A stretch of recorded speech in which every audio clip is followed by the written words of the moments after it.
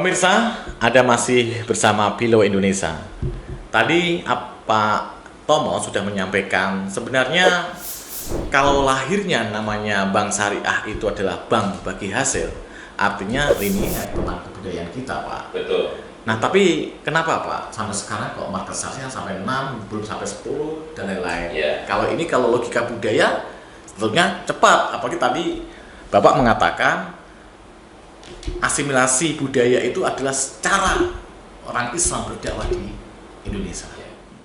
Saya terus terang aja melihat mungkin ada gap informasi ya gitu. Yang namanya ini kalau terkenal sekarang kan literasi dan inklusi, ya kan. Nah, perbankan konvensional itu memang sudah diberikan abad kalau nggak salah itu 19 ya, yang di Indonesia the Javasi Banks oleh Belanda, pemerintah Belanda itu, dan itu sudah berkerak. Apalagi siapa yang BTN itu, The Spark Bank itu tahun 1889 kalau nggak salah itu memakai sistem suku bunga. Memang itu diintrodusir oleh Belanda pakai bunga, ya kan? Nah, karena bunga ini sudah mendarah daging, ya kita harus sadari.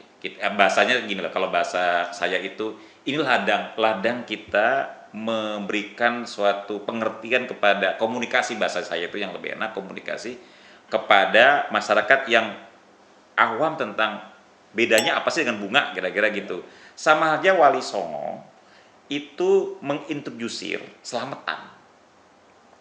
Pada waktu di Jawa itu sebelum Wali Songo ada, itu budaya selamatan banyak banget, 7 hari, 10 hari, 40 hari. Ya kan? Ini sama medannya, kira-kira begitu. Hanya Wali Songo dengan bijaksana, yuk sekarang kita ganti selamatan isinya Quran, pengajian, istighosah, kira-kira gitu kan.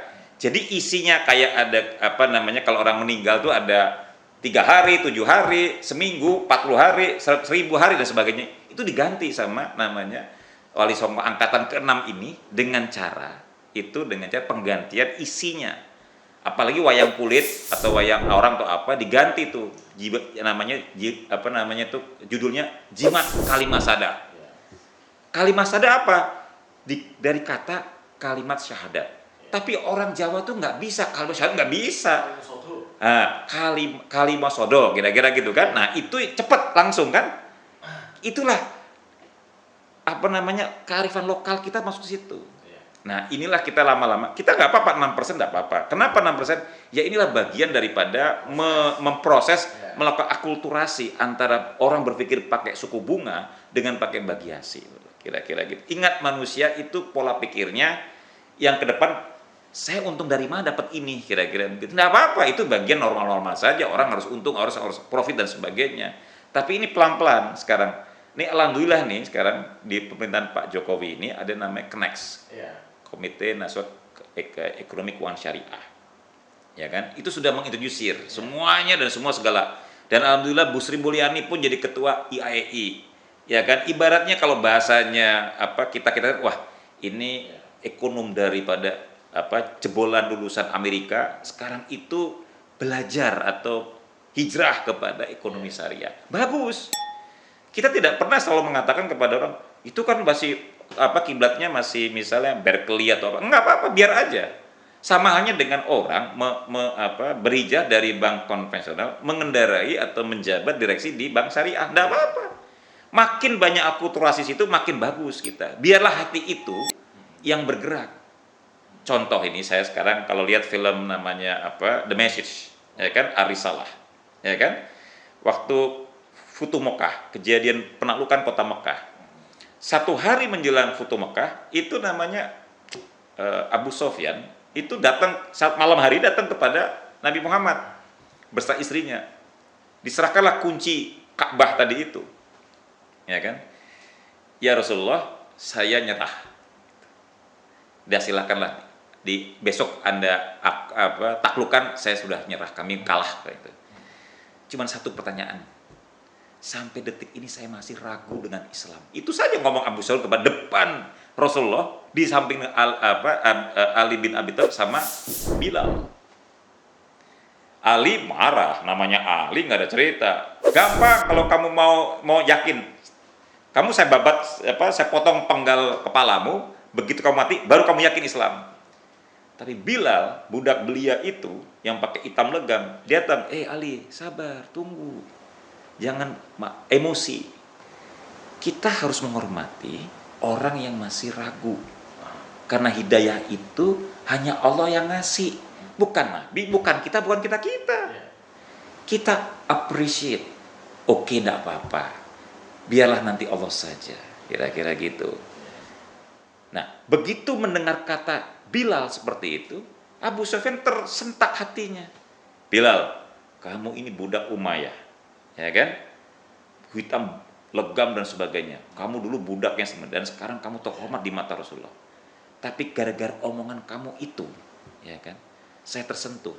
Karena Bilal mengatakan begini, Allah memberikan hidayah orang itu bisa 10 tahun, bisa ratusan tahun, atau bisa sekejap tek. Kita harus hormati Ali. Dan Rasulullah SAW cuma senyum, tanda setuju dengan kata-kata Bilal tadi itu. Makanya setelah Bilal ngomong begitu, si Abu Sufyan, kalau demikian saya yakin Islam itu agama saya. Ayo ya Rasulullah, saya dikonversi deh, saya baiat. Itulah kita, kalimat itu menghormati perbedaan itu kita bawa ke sana di sini. Nggak apa-apa. Orang yang sekarang baru berhijrah dari bank konvensional itu nggak apa-apa. Kita menghormati. Biarlah dia kalau sudah kenal maka tak kenal maka tak sayang, kira-kira gitu kan? Nah, biarkan dia masuk, nggak apa-apa. Supaya dia nanti, kalaupun nanti ada kurang-kurangnya wajar. Namanya kita bunga itu sejak abad ke-19 sudah sampai 1 abad lebih. Udah bikin mengakar di Indonesia. Bikin karak ya. Kita ini baru 28 tahun. Jadi jangan, mohon maaf ya kalau saya bilang kepada orang-orang itu ada yang sinis, biar aja. Ya sudah, kalaupun dicaci maki ya biar aja. Namanya juga perjuangan. Tidak ada perjuangan itu enak. Apalagi berjuang atas nama Gusti Allah. Enggak mungkin. Jadi kita harus terbuka lebar, ada masukan kira. Ini udah bagus, ada Kenex. Sudah sukuk udah ada, Bank Syariah sudah ada, asuransi, enggak apa-apa. Baru 6%, ya alhamdulillah, daripada tidak ada. Kira-kira begitu. Kalau kami ini yang dari ikut perjuangan pendirian Bank Muhammad dulu itu, ini bersyukur alhamdulillah. Karena apa? Karena ikutannya daripada perbankan syariah itu banyak besar sekali. Apa coba? Industri peci, sarung, baju muslim, jilbab. Wah, itu meledak semua. Semua kosmetik halal sudah ada sekarang industri halal. Walaupun sekarang ini belum bisa kita rasakan. Maksud saya begini, kalau dapat sertifikat halal, rekeningnya juga di Bank Syariah. Ini yang belum ada link, ini masalahnya. Tapi enggak apa-apa. Ini biar mudah-mudahan dengan cara begini ada yang dengar pemerintah gitu ya. Nah, coba dilingkan lah gitu. Orang yang dapat sertifikat halal itu setidaknya juga harus punya rekening Bank Syariah. Karena namanya inklusi. Jadi 6% ini kenapa kejadian 6%? Karena yang masuk jadi perbankan syariah ini belum banyak, cuman ya, tapi nggak ikut dalam nabungnya, Biasanya belum terintegrate. Ya, nah alhamdulillah sekarang sudah ada bank yang hasil merger bank pemerintah kan, BSI ini. Ini tuh apa? Untuk menunjukkan ini loh, Islam juga bisa loh punya buku 4 nantinya. Islam bisa lebih moving forward ke depan lagi, bahwa kita bisa lebih besar lagi menjangkaunya gitu. Ini semua miniatur-miniatur disiapkan oleh pemerintah Pak Jokowi ini untuk apa? Untuk melihat ini loh, Bank Syariah juga oke, kira-kira begitu loh. Kalau memahami analogi Bapak tadi ya, Ali bin Abi Thalib, kemudian Bilal tadi, apakah konsep bagi hasil itu belum dipahami oleh sebagian besar masyarakat? Ataukah konsep tentang namanya itu syariah ya, itu masih dipandang setengah-setengah? Apakah demikian yang terjadi faktanya itu? Itu wajar-wajar saja, dan saya tidak menyalahkan. Emang ada, itu apa adanya. Karena kenapa? Memang pertama satu, orang masuk, contoh rekrutmen bank syariah lah kira-kira. Saya kan pernah ngalami sendiri sebagai direksi Bank Muhammad saat itu kan, bahwa orang yang kita training saja gitu, pola pikirnya bukan gitu, apalagi baru karyawan lah kira-kira. Pikirnya bagaimana gaji saya dapat kira-kira gitu kan, wajar-wajar aja kira-kira gitu kan. Nah, kalau udah masuk situ dia sudah berpikir itu, kemudian dia berpikirnya sekarang bagaimana menyampaikan apa itu bank syariah. Saya tanyakan kok kepada teman-teman, ya Pak, yang penting yang lebih lucu lagi ya kan, Itu saya dikatakan begini aja. Pokoknya Pak, kalau ini ada nih satu bank, saya tidak sebut namanya lah kira-kira gitu. Itu karyawan bilang gini, sama kok Pak dengan Bank Muat itu aja lah kira-kira gitu. Simple supaya cepat transaksi inklusinya kira-kira. Dia malah capek kira-kira. Itu kejadian ada dan itu wajar. Makanya ada bank yang dia tahu kalau di banknya Muhammad di sini atau di bank siapa itu nempel aja dah situ. Lalu tanya sama orang gitu, sama nggak dengan itu? Sama Pak, pokoknya plak, hanya kita bagian kita lebih tinggi, nah, kira-kira gitu. Jadi diiming-imingi dengan rate bagi hasil yang lebih tinggi gitu. Nah pola pikir ini ya sudah kita harus benahi pelan-pelan kira-kira gitu, bahwa memang tidak mudah mentransformasikan bagi hasil ini ya kan ke dalam mekanisme yang tanda kutip milenial, yang benar-benar bisa cepet. Kalau bunga kan persentase langsung kira-kira gitu kan. Nah saya udah bilang sama teman-teman saya, bedanya yang paling cepat nih saya bilang sama teman-teman saya itu kepada yang anak-anak masuk bank syariah, apa sih bedanya bank syariah dengan bank konvensional? Itu Anda harus melalui dengan cara seperti halnya kalau kita membaca Al-Quran dan Quran. Al-Quran dibaca dari iya. Al-Quran karena bank syariah mengatakan dasarnya kan hadis dan Quran kira-kira gitu kan, dasarnya ada hukumnya kan gitu. Nah dalam baca Quran itu kan membaca dari kanan ke kiri. Kalau Quran membaca dari kiri kanan. Kan gitu ceritanya kan. Nah, ini yang lebih mudah. Apa itu Pak Tomo? Cara ini perumpamaan seperti ini. Kalau dari kiri kanan itu seperti bank konvensional, tetapkan dulu bunga deposito, baru Anda jual ke kredit. Kalau bunganya 5%, dijualnya 10%, berarti kreditnya 10% dari kiri ke kanan. Kan membaca dari seperti koran kiri kanan, tetapkan dulu deposito baru jual Anda kredit. Kalau bank syariah tidak, orang datang ke bank syariah berapa hasilnya? Belum bisa Pak, kita pakai mekanisme bagi hasil, ya kan? Uang ini Bapak saya lemparkan ke pembiayaan, bukan kredit namanya, pembiayaan. Hasilnya berapa itu dibagi di hasil dulu, baru kita bagi kanan ke kiri.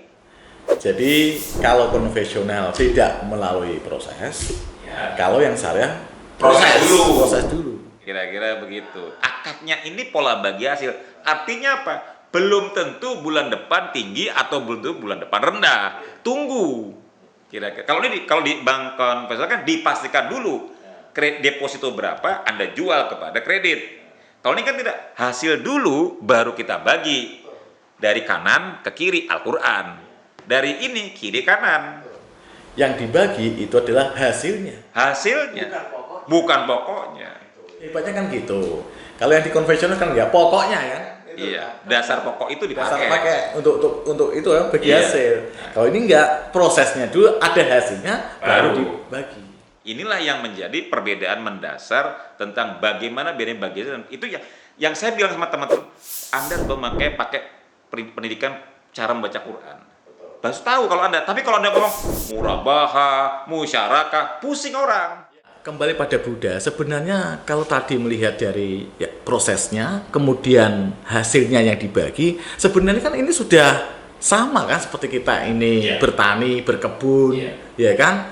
Dari awal kita kesepakatan kita adalah per 3 atau per maro ya. Nah, ini kan kita proses dulu yang manage dari ini hasilnya baru kita dibagi berdua. Itulah maro dulu, Mas.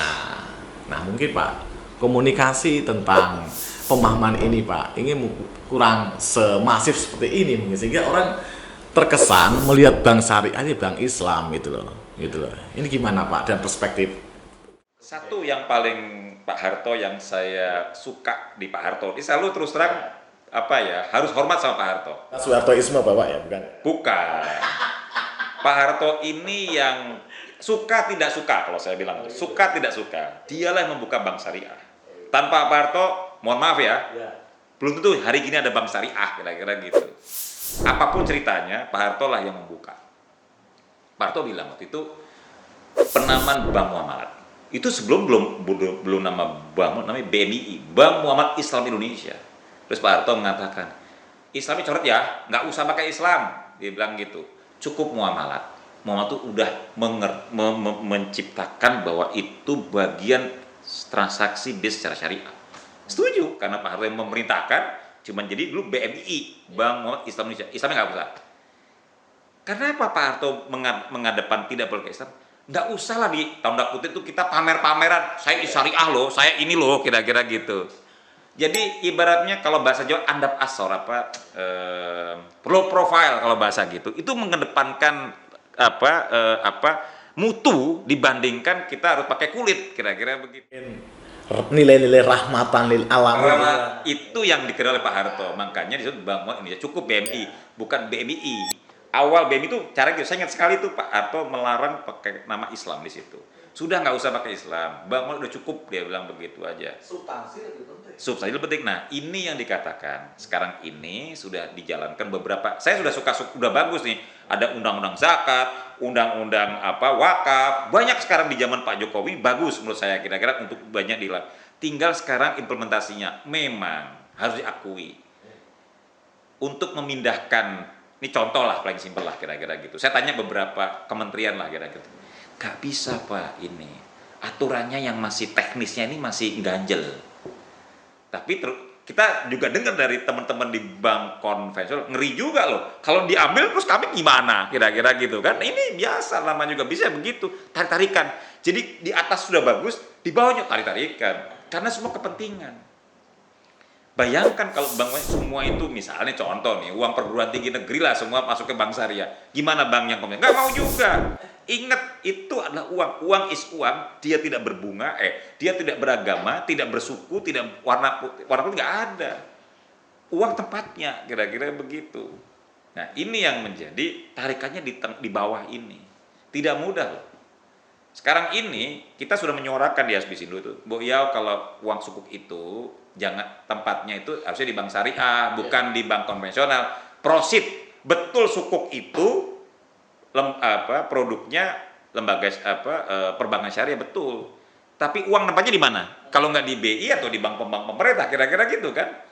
Belum ada di itu. Ya mungkin baru sedikit-sedikit lah kira-kira gitu. Nah, ini yang tingkat teknis ini berat. Karena itulah medan pertempurannya. Playing field-nya di situ. Karena mereka semua biasa dengan tanda kutip fasilitas yang ada, yang sudah misalnya interbanking dan sebagaimana ini, yang bank syariah mungkin sudah baru dilengkapi tapi belum canggih seperti bank. Ini kan orang punya kenyamanan. Level of comfort zone itu dipastikan harus ada sama. Jadi di syariah itu kalau saya dapat belajar sama tim waktu saya masih di bank, waktu ada McKinsey ya kan membuat suatu BizPlan. Dia pernah mengatakan suatu riset di situ. Bahwa ternyata masyarakat Indonesia tidak penting itu ada syariah tidak syariah. Dia cuma lihat secure kah, convenience kah, kira-kira gitu ya, nyaman nggak, prudent nggak, kira-kira gitu. Kalau ini semua udah ada ditambah syariah baru milih. Artinya apa? Tataran universal itu yang substansinya masuk. Itu yang saya katakan tadi. Ada yang tadi kalau bahasa saya tadi itu bagi hasil itu sebenarnya masuk di sini. Nah, inilah yang perbankan harus tanda kutip melengkapi atau menyempurnakan semua tuh universal ini semuanya. Baru orang berpikir tambah saya baru boleh. Konsep itulah yang dilakukan oleh Wali Songo kita bernama Sunan Kalijogo, bagaimana menyampaikan Islam yang tidak anti terhadap budaya itu sendiri. Ya. Itulah yang sekarang ini nih. Kalau ada ubal-ubal ya kan, gamis itu kan tanda kutip kearab-araban kira-kira gitu. Padahal itu mode-mode. Kalau saya itu mode-mode saja. Ya kan, cuman mohon maaf nih ada teman-teman kita yang dari sana itu mengatakan saya yang paling syariah, saya ini capek saya udah gitu loh. Jadi orang membuat antipati kira-kira gitu ya kan. Saya mengatakan gitu loh.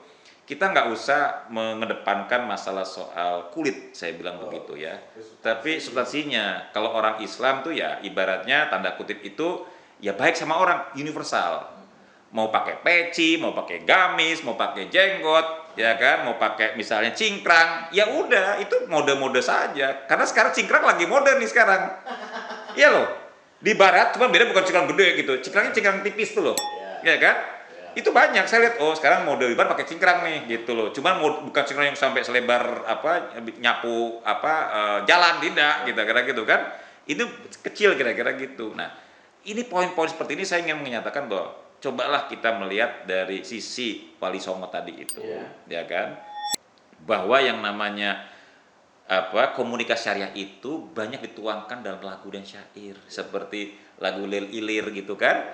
Itu kan caranya bahwa orang itu jadi pemimpin itu harus tahu pulang kampungnya.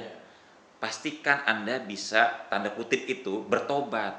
Kan dibilang gitu. Satu bait yang saya suka itu cah angon penek no blimbing kuwi ya. Kenapa tidak bukan Pak Jenderal atau Pak Lurah, nggak ada. Cah Angon, apa Angon?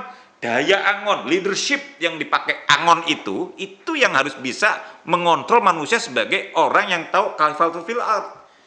Pemimpin di muka bumi ini bisa menjalankan perintah Allah SWT dengan sebaik-baiknya. Cah Angon itu dipakai. Sampai kapan pemikiran dari para bangkir syariah itu memiliki pemikiran dengan substantif ya dalam menjelaskan kepada masyarakat tentang perbankan syariah yang sangat universal itu. Nanti kita saksikan season berikutnya.